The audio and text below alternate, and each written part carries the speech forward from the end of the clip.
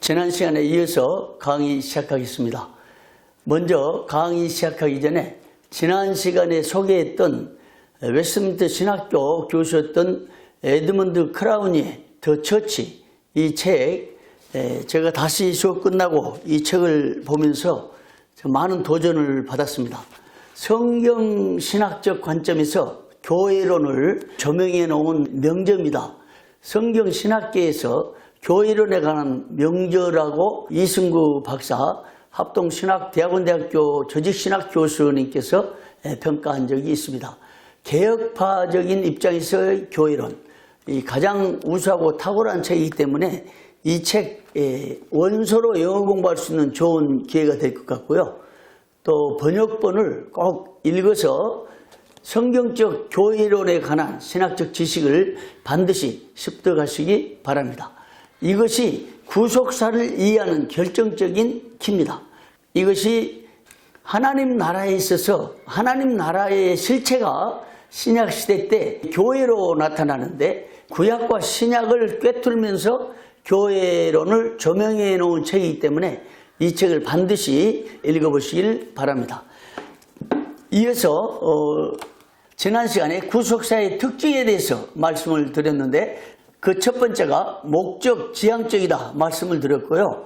하나님의 창조는 하나님의 계획과 하나님의 솜씨, 하나님의 의도, 하나님의 뜻을 따라서 창조 이전부터, 영원전부터 창조 시점과 그리고 구속을 계획하신, 구속을 디자인하신 원시복음 창세기 3장 15절 이후에 계속 족장시대 또 사사시대, 왕정시대를 거쳐 메시아에서 도래하는 그 시점까지 그리고 신약시대를 거쳐서 장차 예수 그리스도의 죄림으로 인해서 영원한 하나님의 나라, 천국이 이루어질 그 목적을 향해서 창세 전부터 창조된 시점으로부터 예수 그리스도의 죄림과 영원히 이루어질 새 예루살렘을 향해서 나가는 거대한 역사, 하나님의 계획, 이것이 구속사의 첫 번째 특징, 목적 지향점이라는 것이었습니다. 두 번째가 점진적이라 하는 것입니다. 하나님의 구속 계획은 점진적으로 이루어집니다. 하나님의 구속 계획을 가지시고 단번에 성취된 것이 아니라 마치 양파 껍질이 한꺼풀씩 벗겨지듯이 하나님의 구속 계획은 점진적으로 이루어진다는 것입니다. 하나님의 백성들을 구원하시는 하나님의 방식은 하나씩 점진적으로 보여주셨습니다. 창세기부터 시작해서 역사서를 통해서 또 각종 애언서들을 통해서 메시아의 재림을 계속 애언하면서 예수 그리스도의 재림으로 인해서 그 구속의 절정을 이루는 이런 방식으로 구속사를 펼쳐 가셨습니다. 이 과정에서도 우리가 반드시 염두에 둬야 할 것은 하나님의 말씀은 진리다는 것입니다.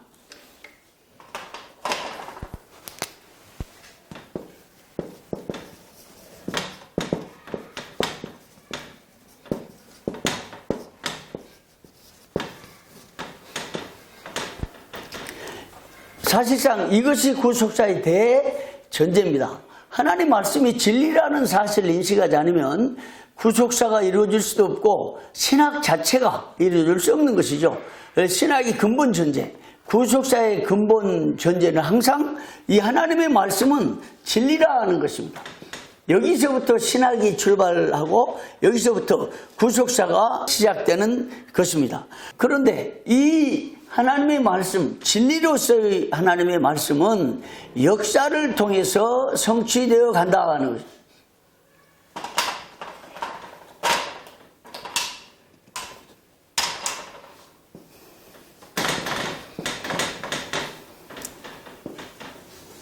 이게 구속사죠.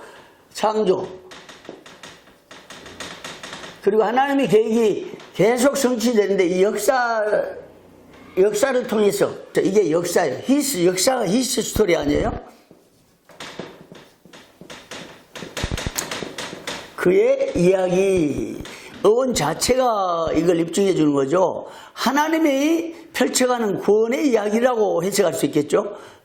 안 믿는 사람들은 이 히스토리를 어떻게 이해할지 모르지만 우리는 공교롭게 우연의 일치인지 모르지만 히스 스토리, 하나님의 이야기, 하나님이 구원의 역사를 펼쳐가는 그 역사, 기독교에 적용하지 않는다 해도 그의 이야기, 인류 역사를 움직이는 뭔가의 힘, 예수님 당시에도 또 초대교회에도 하나님의 절대적인 힘, 또 진리, 또 하나님의 손길 등을 표현할 때 로고스로 표현해서 이 자연을 움직이는 힘, 사람의 마음을 움직이는 힘, 이걸 로고스라고 철학적으로 표현했는데 아마 그의 이야기, 뭔가 절대자를 염두에 두면서 이런 얘기가 나왔는지 모르겠습니다. 그러나 우리는 이 단어를 볼 때 하나님의 이야기랍니다. 예수 그리스도께서 어떻게 세상을 구원하시고 또 하나님께서 그리스도를 통해서 어떻게 세상을 구원해 가시느냐라는 것을 보여주는 이야기가 바로 역사인데 이것이 구속사라고 하는 것입니다. 그런데 하나님의 이 말씀, 진리로서의 말씀은 이 구속사를 통해서 계속 실현돼 간다. 그런 의미에서 이 구속사를 공부할 때 성경 해석이 매우 중요합니다. 이 구속사의 개괄적인 면을 공부한 다음에 우리는 성경 해석의 계획주의적인 입장, 개괄적인 것을 잠깐 언급해 보려고 하는데요.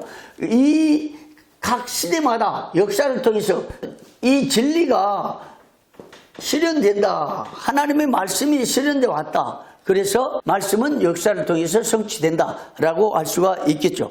하나님의 말씀이 각 시대마다 각 사건으로 선포됩니다. 하나님이 사람을 택하시고 그 사람들을 통해서 하나님께서 뭔가 계획하신 바를 이루시고 그 사람을 통해서 특별한 사람을 통해서 하나님이 말씀하셔서 그 구원의 역사를 시대마다 이끌어 가신다. 여기에서 성경이 나온 것이죠. 계속해서. 그래서 신약 시대 예수님 오신 이후까지 계속해서 각 사람을 들어 쓰셔서 하나님이 말씀해 주시고 이 말씀을 하나님이 보존하시고 또 유지시키시고 지금까지 오늘날 우리에게 이르게 하셨다. 근데 신기하게 하나님이 하셨던 그 말씀의 원본은 없지만 이 원본이 잘 보존되도록 모든 환경과 상황과 심지어 역사까지도 이끌어 가셨다. 이래서 하나님이 영감을 통해서 사람들에게 말씀을 주셔가지고 우리에게 보존해 왔다. 이것이 성경의 유기적 영감설 아닙니까? 이 영감을 통해서 하나님께서 각 시대마다 말씀을 주셔서 말씀을 통해서 말씀에 의해서 역사가 이루어지고 구속사가 실현되어 간다. 구원 계시의 점진성에 대해서 앞서 소개한 리차드 개핀 역시 웨스트민스터 신학교 교수로서 구속사에 대한 명제들을 많이 냈습니다. 리차드 개핀에 의하면 점진성은 창세기부터 요한계시록까지 구원사가 펼쳐지면서 점진적으로 하나님의 계시가 드러나는 현상이라고 정의합니다. 또한 구속사적 관점이란 성경을 점진적 성경을 가진 하나님의 구원 역사의 계시라고 보는 시각이라고 정의를 한 바 있습니다. 이어서 개핀 박사는 계시의 이 점진성과 구속적 역사성을 알아야지 성경을 제대로 해석할 수 있다라고 말한 바 있습니다. 그러니까 이 구속의 역사 가운데 하나님이 시점마다 하신 말씀을 잘 이해하고 해석하려고 하면 하나님이 구속의 역사를 점진적으로 펼쳐나가시고 또 이 구원사적인 역사관을 바로 이해해야 성경 말씀을 바로 해석할 수 있다 하는 주장입니다. 그러므로 그런 면에서 우리는 구원 계시와 구속사를 나누면서 성경 해석 분야까지 잠깐 개괄적으로 언급하겠다고 말씀한 것입니다. 동시에 그런 차원에서 계획주의적 성경 신학에서는 점진성과 구원 계시의 점진성과 구속사적인 관점을 성경 해석의 주요 부분으로 이해하고 있습니다.